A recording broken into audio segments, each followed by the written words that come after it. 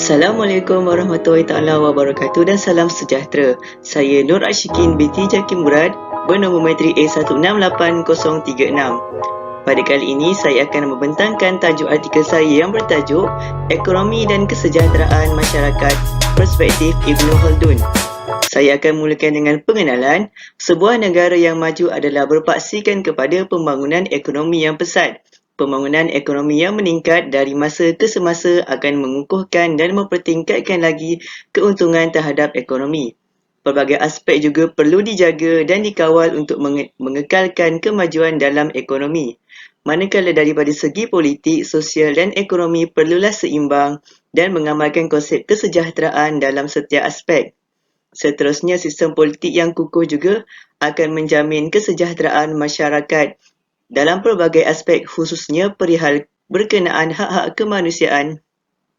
Manakala daripada aspek sosial, mereka sewajarnya hidup dalam keadaan harmoni yang mengamalkan sikap penyayang, hormat menghormati dan bersama menjaga kebajikan dalam kehidupan. Seterusnya, berdasarkan aspek ekonomi, seharusnya mereka meningkatkan dan membangun ke arah kemajuan juga adalah berasal daripada masyarakat yang sejahtera. Oleh itu, usaha dalam menjamin kewujudan ekonomi yang bersaing, bersifat dinamik, giat dan kental haruslah dilaksanakan untuk menjamin perpaduan dan kesejahteraan ekonomi yang membangun. Permasalahan kajian.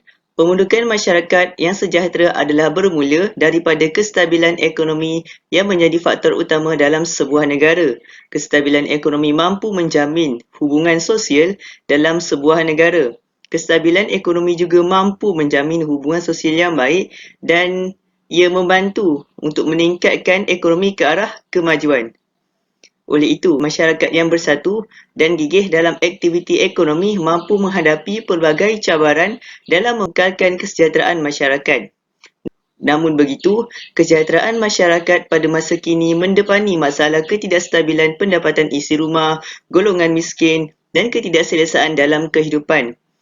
Oleh yang demikian, artikel ini membincangkan berkenaan perspektif Ibnu Khaldun dengan menjalankan aktiviti ekonomi dalam mengekalkan kesejahteraan. Seterusnya, saya teruskan dengan sorotan literatur berdasarkan beberapa kajian artikel. Yang pertama adalah menurut Jafari Awang 2001, kajian bertajuk Perpaduan dan Komposisi Masyarakat dari Perspektif Ibnu Khaldun. Beliau merumuskan bahawa kehidupan masyarakat itu terbahagi kepada dua, iaitu masyarakat primitif Al-Umran Al-Badawi dan masyarakat bertamadun iaitu Al-Umran Hadori. Manakala menurut Dr. Muhammad Yamin Ismail 2013, dalam kajian yang bertajuk Teori Ekonomi dan Pengurusan Kekayaan oleh Ibnu Khaldun, antara sektor pekerjaan yang ditekankan oleh Ibnu Khaldun adalah pertanian, perdagangan dan kesenian, termasuk juga pertukangan dan juga pekerja buruh.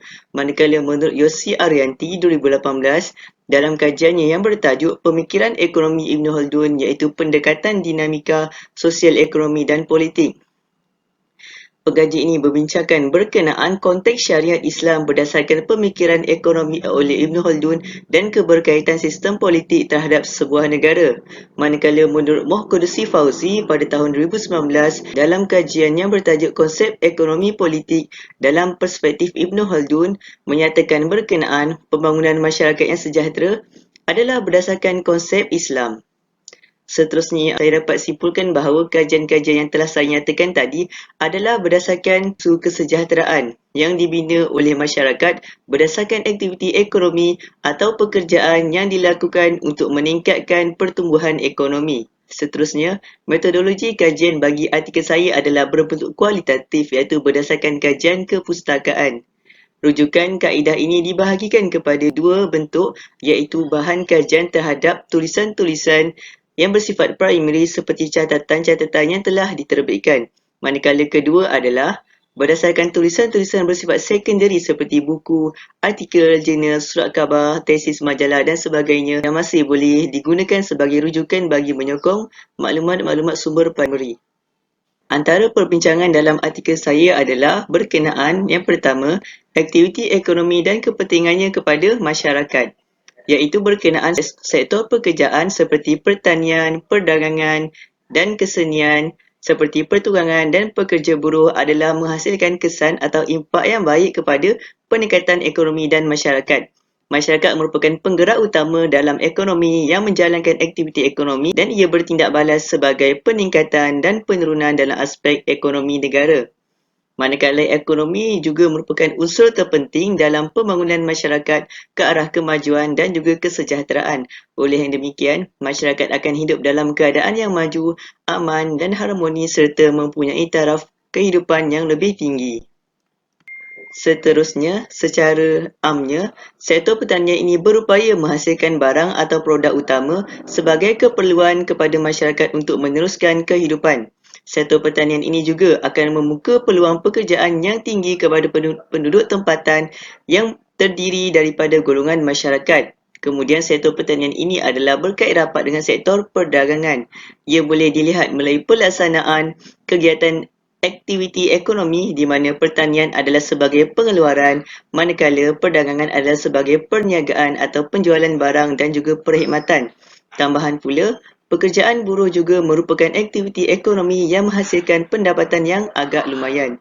Ini kerana pekerjaan buruh merupakan sektor perkhidmatan tenaga buruh kepada penghasilan bangunan, jalan dan sebagainya. Secara tidak langsung, ia mampu membina peningkatan dalam peradaban ke arah sebuah negara yang maju. Seterusnya, perbincangan yang kedua adalah berkenaan pembentukan pembangunan dan kesejahteraan masyarakat oleh Ibn Khaldun. Ibn Khaldun juga telah mengungkapkan dalam Al-Muqaddimah berkenaan pembangunan masyarakat yang sejahtera adalah berdasarkan konsep Islam, di mana Ibn Khaldun telah menekankan bahawa alat bagi mencapai pembangunan dan kesejahteraan yang paling utama adalah peranan masyarakat, pemerintah dan juga keadilan. Seterusnya, dalam kehidupan masyarakat, semangat kerjasama akan meningkatkan produktiviti manakala perpaduan akan mewujudkan sifat keadilan yang baik, maka akan terbentuklah kehidupan berdasarkan pembentukan masyarakat yang maju. Beliau juga mengungkapkan bahawa faktor pengaruh ekonomi amat pentingnya dalam segi etika dan moral dalam kehidupan demi mewujudkan kesejahteraan dan juga kemakmuran. Seterusnya, kesejahteraan masyarakat adalah berpunca daripada pertumbuhan ekonomi dari sektor pekerjaan dalam bidang ekonomi. Manusia haruslah rajin bekerja dan perbanyakkan aktiviti ekonomi serta membahagikan pekerjaan serta memperluaskan perniagaan bagi memaksimumkan keuntungan dan meminimumkan kerugian. Ibn Khaldun juga menyatakan bahawa masyarakat mestilah berdiri sebagai sebuah organisasi masyarakat dan bersama dalam menjalankan kegiatan ekonomi sebagai usaha peningkatan terhadap ekonomi. Oleh itu, semakin meningkat aktiviti ekonomi yang dijalankan, maka pulangan dan pendapatan yang diperolehi oleh masyarakat dan negara juga akan bertambah serta meningkatkan kemajuan ekonomi negara. Menurut Ibn Khaldun, manusia haruslah berakhlak mulia dan mengamalkan nilai-nilai Islam dalam dirinya akan menjadi keutamaan dalam membentuk perpaduan masyarakat. Seterusnya, kesimpulan yang saya dapat simpulkan dalam kajian ini adalah berkenaan aspek kesejahteraan masyarakat juga menjadi keutamaan dalam sebuah negara yang membangun. Hubungan yang baik antara masyarakat dan pemimpin akan menjamin keamanan di samping meningkatkan ekonomi.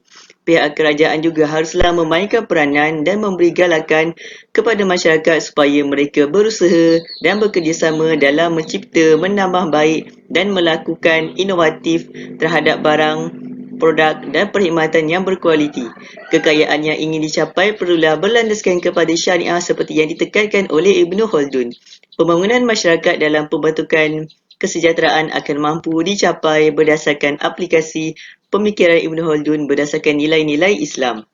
Tidak kira daripada aspek ekonomi maupun kesejahteraan, semuanya haruslah berpandukan kepada syariah yang ditekankan oleh Islam supaya mereka memiliki kehidupan yang berkat, sejahtera dan juga aman. Rujukan yang saya rujuk dalam artikel ini.